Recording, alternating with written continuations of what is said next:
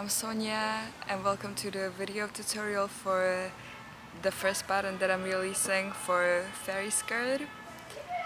I'm really excited. This is my first pattern that I'm releasing, as I've said. I worked on this for so long and I cannot believe that it's finally out, and that's what everyone says, but yeah, now I know how they feel as well. I really hope you enjoy the skirt, enjoy making it if you bought the pattern. If not, if you just found this video, the link to buy the pattern is in the description. Thank you so much for buying it if you did, or if you're planning on. Just a few quick notes, some info if you're thinking about buying this skirt. So this skirt is formed of 3 layers.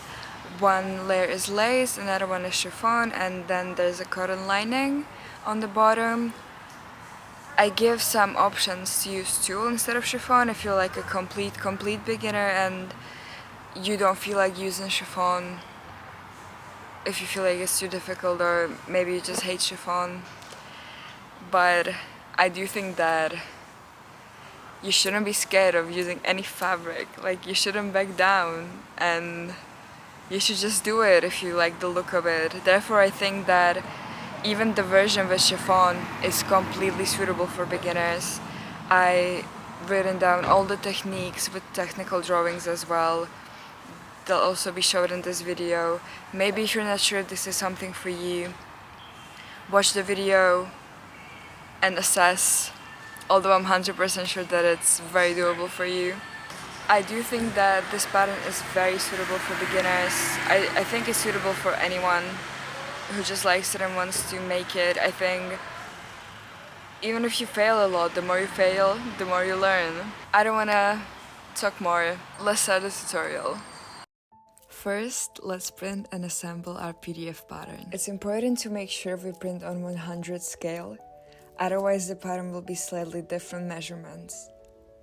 Usually I test print only the first page and test if the square is really 5 centimeters.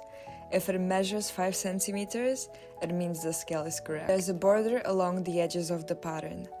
In my experience, pattern without the border never really fit. You don't have to go the long route and cut off all of them though. Just fold them down and glue them together. That's what I usually do. I usually connect all the rows first and then connect them to each other pattern piece by pattern piece. A few notes for your pattern pieces. They're all numbered 1 to 4, and I've named the edges as well. A connects to A, B to B, and so on. The skirt has 3 layers. Some of them you are going to cut all the way to the bottom edge. Some of them you are only going to cut to the upper line. It says on the pattern. Just fold when cutting the shorter ones. Okay, let's prepare our fabrics. Optional, but I usually layer my fabric so I can cut faster. This pattern doesn't have any mirrored pieces, so in this case I folded the fabric and cut it in half. This way I can layer 2 right sides facing up. Again, when cutting, pay attention to which line you are cutting. You can label the pattern pieces and the seams if it would make it easier for you. I labeled the numbers so I can stack the layers together correctly later on. This is an example of the layout of your skirt pieces, only half the skirt though. And here's mine all cut and labeled. Now on how I cut the ruffles. I cut them off grain. There's another option on how to cut them aligned with the grain line. There's also layering examples in the PDF, etc. But this is how I do it for my skirts, so this is what I'm showing you here. I take what's left from the fabric and layer it on top of my table. There's a more professional way to do it if you have a mat and a rotary cutter, but I don't. So first, I make sure my edge is straight, and then I just keep measuring with my tape measure and cut. I do multiple stripes at once, and I keep going until I have the required length.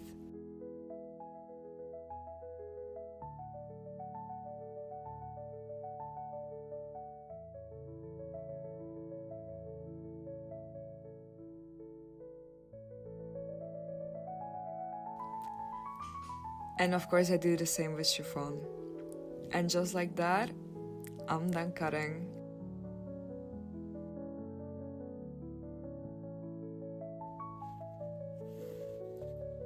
So we're using a French seam for most of our seams.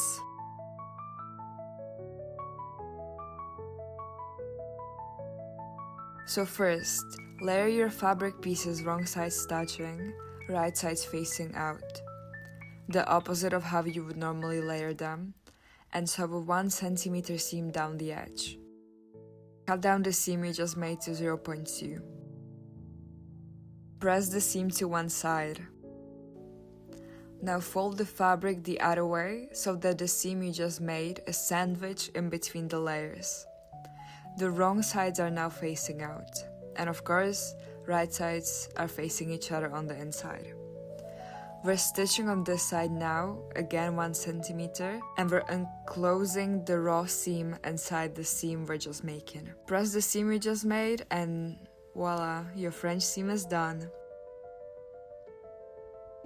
Once all the layers are sewn together, there's a few layers we do need to hem. It's important to make sure that the seam allowances are pressed to the left side. So we start by folding 3 cm of the fabric in like so.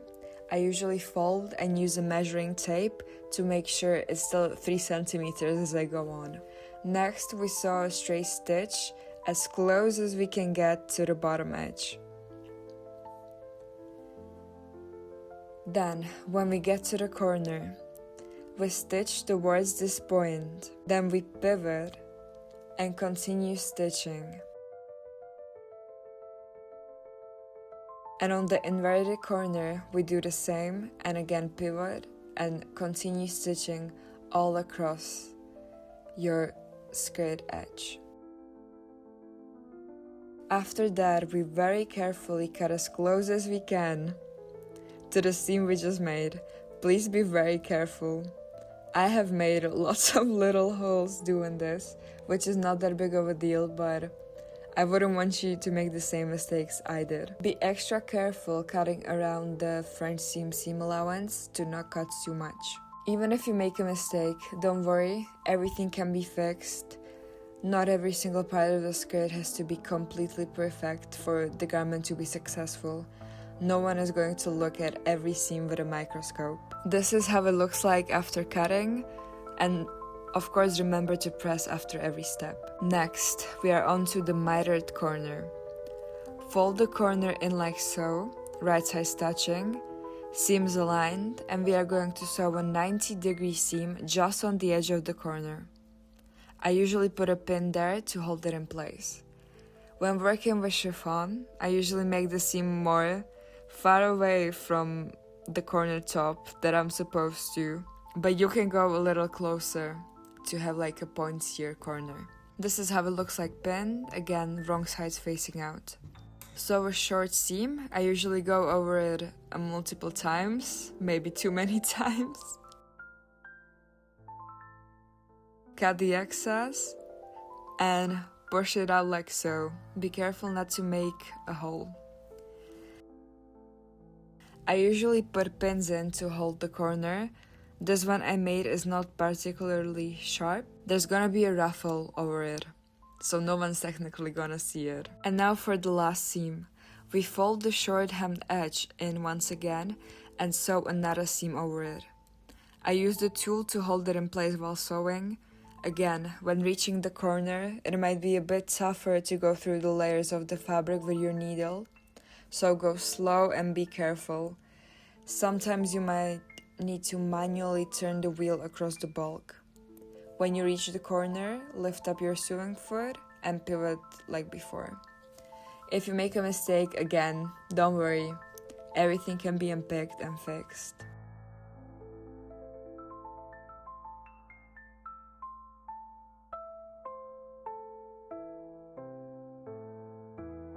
And this is how the finished result looks like from the outside and on the inside.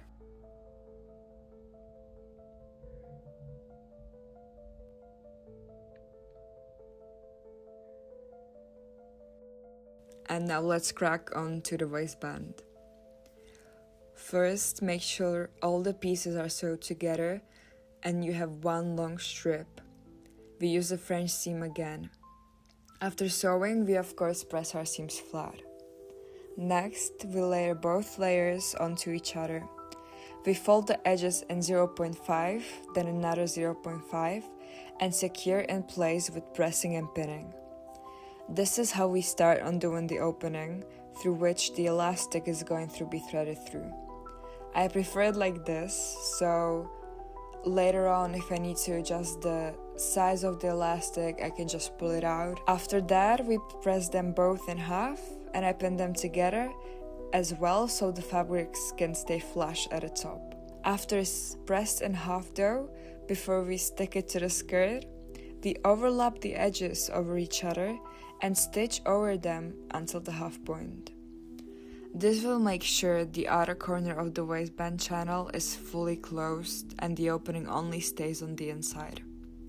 Once that is done, we can actually fold it in half and stitch a stay stitch to hold the opening in place. Now both ends are fully connected and we can sew it to the skirt.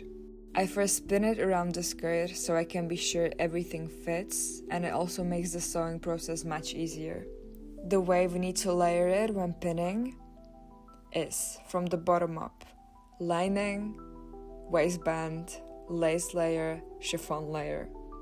And make sure the opening is facing the lining layer so it is open on the inside and not on the outside. Sew that on with 1 centimeter seam allowance, and this is how it looks like done. And this is how the opening looks like done correctly.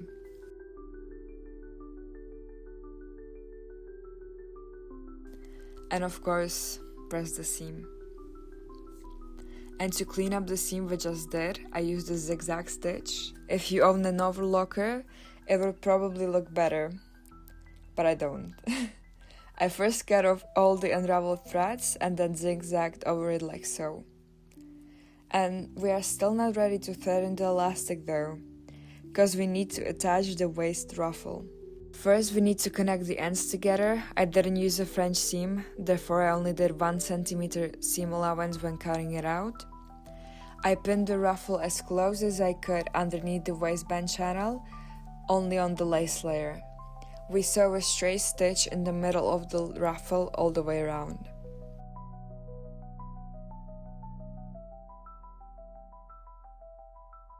Finally, we can prepare the elastic.